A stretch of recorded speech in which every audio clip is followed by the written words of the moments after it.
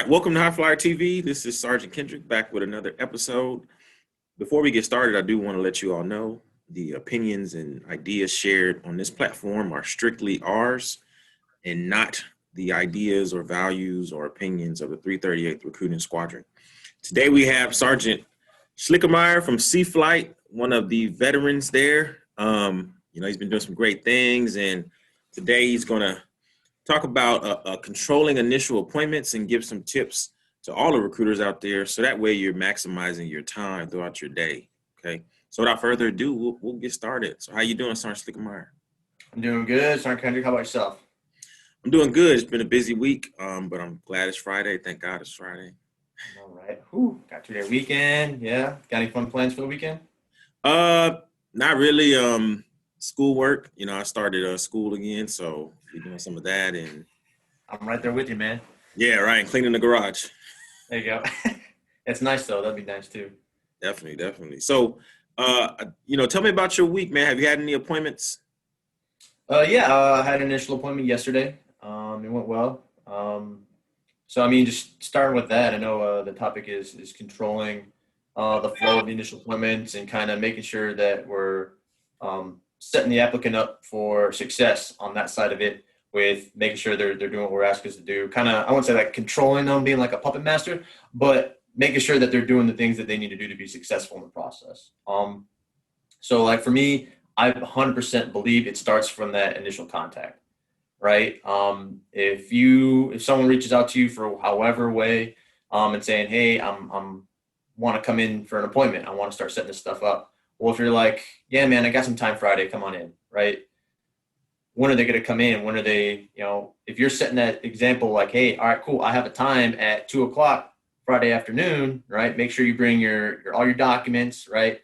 Everything you need. If they need medical stuff, make sure they're bringing that too. Law violations, stuff for a waiver, whatever it is, making sure they're successful from that moment they walk in the door, so you can be successful to make sure they go to the next step, right?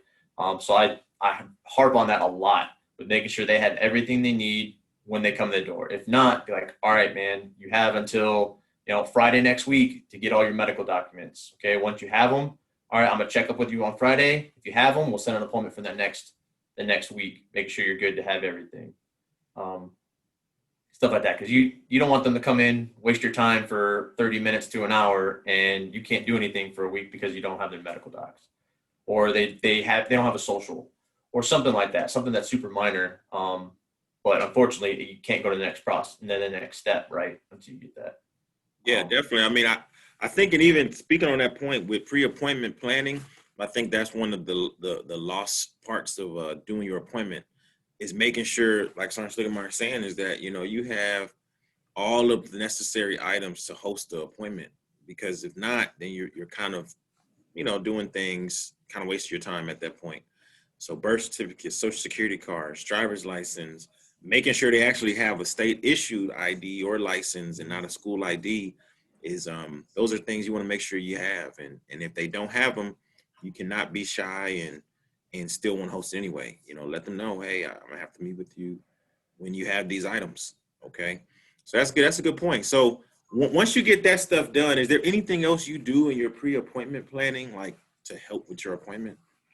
Like most of the time, it's probably like 90% of the time, I pre-qual people over text, just so I have it there to reference if I need to. But then once they come in the office, I fill out like pre-qual sheet, right? Write everything down, go through the questions again. So I try to fill out as much as I can, right? Like I know their birth date's not going to change. I know their, marriage status, all that stuff. So the questions that I know aren't going to change, I write those in, but then I go through, it's like, hey, have you used any drugs, any marijuana, that face-to-face conversation can easily change to a yes compared to a no over a text where, they're like, no, I haven't. So those questions I ask again, medical questions, all that kind of stuff to make sure we got everything. So I set that out on my desk with my pen ready to go. I also print out a packet of, it's two pieces of paper, front and back. One's going over like the benefits of your life as an airman compared to your life as a civilian. So like in the topic of like vacation, it says that, hey, as an airman, you get 30 days of vacation. As a civilian, usually you get about 2 weeks. So it just kind of differs, right? Let's like kind of solidifies all that stuff. And then it goes a step-by-step process of, hey, from the initial appointment all the way down to when you go to your first duty station, what's the steps and the timelines of how it should be.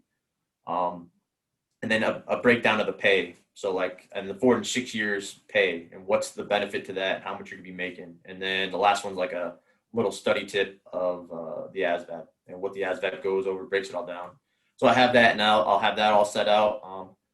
Now we have that MEPS questionnaire that we have to do before. So I have that set out too. And then, so I have everything kind of set up, ready to go. And even like I have a bag, that we all give out the goodies, a lanyard, water bottle, whatever it is, right? So I had that set out too, just ready to go. Like, so I don't have to go run into the back, make a bag, all that kind of stuff. I just have it right there. And so that's kind of what I set up, and make sure my desk looks kind of clean, because usually when I'm working, it's a mess, right? There's papers everywhere, I got my coffee cup, my water bottle, all that stuff, all everywhere. So I try to make it a little bit cleaner and then have that set up,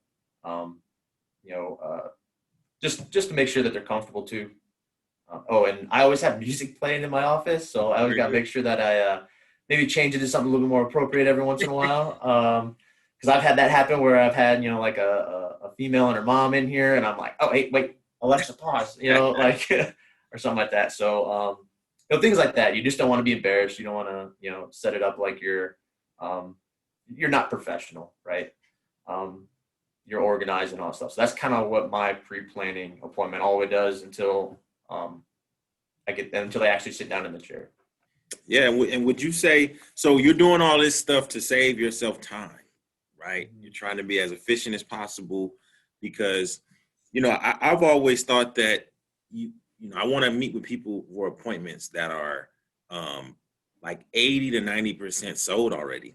I feel like that's what you're looking for. You're looking for an appointment where individuals are already informed on the process. They already have the documents they need to show why this is a good option. So that way you're not doing as much selling. Even though you're trained to do that, it does make it a lot easier. And you're right, being professional is a big thing. I mean, making sure when you greet individuals, greet them, offer them water if you have that. Things like that will definitely set the tone, and that's going to help you sell. Sometimes you don't even have to sell the Air Force that much; just they like you because you're, a professional, polite person. So that's good. And I'm glad you got Alexa, because that's pretty fancy right there. You're making the Air Force look good. Alexa, Paul. I know, right? I'm the only one, man. So I don't know if you go to any of the other offices, other branch offices in your building too, but man, they're never playing music. They're never having fun. Me and my office partner, our music's always playing. We always got something going on. So I think if you're having fun, man, you're gonna do good. So we always like to keep it kind of light up in here. Definitely, yeah, I 100% agree with that. So, and go ahead. And with that too, I mean, having music, I always ask the applicant, like, hey, what kind of music do you like to listen to? That's kind of like my icebreaker. Getting that rapport, like, hey, well, what have you been doing for fun lately? Oh, going to school. I mean, I said fun. What are you doing for fun, right? I know you're going to school and you have fun. And then I always ask them, like, what kind of music do you like to listen to? And they'll say, I don't know, or anything. It doesn't really matter. I was like, well, what'd you listen to on the way over here? So I'll play it usually if it's appropriate, right? So I'll play it, and kind of like I think it sets the tone for them to be a little bit more relaxed. They're not sitting up all up and tight. They kind of sit back in the chair. And they start opening up a little bit more, building that trust from the beginning with that. So it does help as well. With everyone being relaxed and having a decent time while I'm asking them 1,000 questions, trying to probe them and all that stuff. So yeah, definitely, that's nice. Do you ask the parents what type of music they like too? Especially like some old stuff. You're like, man. I don't know. I mean, now it's getting up that age, man. I'm 31. So actually I'll be 31 in next month. So yeah, it's sometimes it's the same music, honestly. Right. And you'd be surprised, man. I asked some of my applicants, who are 18, 19, 20 years old, and they want to play some 80s music that was on before I was even born. So, I mean, like, and I'm all about it, plus some classic rock or anything like that. So it just, everyone's different, man. So it's sometimes it surprises me, and that's what makes it fun too, right? Man, I've never heard this person before, this band or whatever. So yeah, speaking of rapport, I've always thought that rapport should be conducted and done throughout the appointment. There is a specific point in impact where it's supposed to happen, but I think that's just to make sure that it happens. But do you agree that rapport is something that throughout the appointment, you should be throwing tidbits and, making it a more, relatable experience with the person, maybe making jokes and kind of getting to know them throughout. Yes, I mean, you can have that lull in between something when you're doing right when you're trying to get them to a PIR status in AFRIS, right? You got to click 1,000 buttons, you got to hit another follow up. So like those breaks and when you're actually going through and doing stuff, I always like to joke with them and ask them questions and get to know more about them. And then plus when they're saying that they want something out of the Air Force, it's really easy to tie it back into something if it was something that you wanted or something you're doing personal, right? Like someone's like, oh, I really like to play football. I've been doing it all through high school. I'd really like to stay active in sports. Awesome, man. Well, I played flag football my whole Air Force career, and I played high school football and all that kind of stuff too. So, man, I get what you're wanting to do, and you can definitely do that. So things like that. It's not just you're building that rapport with them for something that they like doing, that you like doing as well, and showing them how they can continue to do that stuff. So, yeah, definitely. And I think, like what you're saying is key, because I think a lot of times, especially when as a new recruiter, you're so focused on impact and making sure you're pulling out these needs and wants that you forget to realize that what you're selling is yourself. So relating to them and actually making the appointment just a conversation is really what's going to sell them. And I think that's the goal that we all should be striving to get to make these appointments so natural to where you're literally just having a conversation, but you're actually jotting down what you're hearing from this conversation or remembering it, Yeah, I mean, that was one thing, especially that, like, when you get through, all the investigate, the meet, all that stuff, you get down to the probing, right? You're just having that conversation, trying to make it natural. I used to try to, like in tech school, how they're like, you gotta try to find out what they want without directly asking them what they want. I asked like, hey man, what are you looking to get out of the Air Force, right? Like, I don't want to sit and dance around the thing. And 9 times out of 10, they'll give you an answer straight up. Like, oh, I really want to travel the world. Like, I've never been able to leave home. I've never been able to leave Kentucky or Indiana or whatever. And I want to do that, And so then you just easily build up on that and ask the probing questions, the 3 deep or whatever. But I used to write everything down too, like notes and everything, trying to remember everything also. But now it's just easier, right, to do that. I don't write down everything. Usually I just write down like the solid things, like, traveling. And then I always ask them like, hey, if you can go anywhere in the world, where would you want to go? Or, what's your number one place? And they'll be like, Hawaii. I'm like, all right, I'll write down Hawaii. That's your number one place. So then go through that, like, solid things that you want to harp on later on, right? When you're doing that convince or apply step, right? And going through it, the things that you can just really quick look at your sheet, but you don't have to write down every word they said, because that is what I did from the beginning, because that's what I was pretty much taught to do in tech school, right? Is record everything because you want to go back and say it all again. But if you're more focused on the conversation rather than writing down and making those notes, you're going to remember a lot more of that conversation, and you're going to make it more fluid and more natural rather than you flipping over your pre-qual sheet and they'd be like, all right, they wanted travel, and then they wanted to go to Hawaii because they never left Indiana. If you go through that, it's just really unnatural and really blocky when you're trying to, give that back to them. Tell them, hey, you can leave, right? You can go to Hawaii. You can go all over the world. These are places I've been, things like that. I think it just comes with time and practice. But if you stay strict to that, or if you stay with that strict process, it's going to stay strict for a long time. Good. Yeah. So, and that's, this episode was really hopefully to teach some folks about making sure you're managing your time effectively, doing those pre-appointment things you need to do to make sure when people come into your appointment, you're not spending extra time doing those things that should have been done prior. And like Sergeant Schlickenmeyer said, staying strict. So, and I think this topic is so important that we're going to make this a series.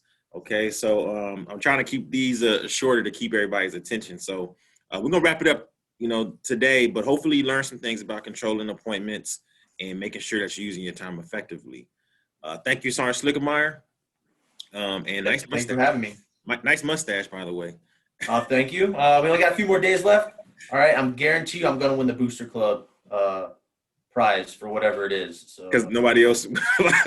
and I don't know. No one in my flight's doing it, so I haven't seen anybody else. Yeah. Yeah, you probably gonna win, man. Unless somebody pops up out of nowhere with a I sweet know, right? mustache. But I've been grooming it really nice for the last 26 days. got your Okay. combing it out. Yep. All Get right, some brother. that mustache oil or whatever. I didn't know they. All right. Well, this has been High Fire TV, where we report the real on recruiting.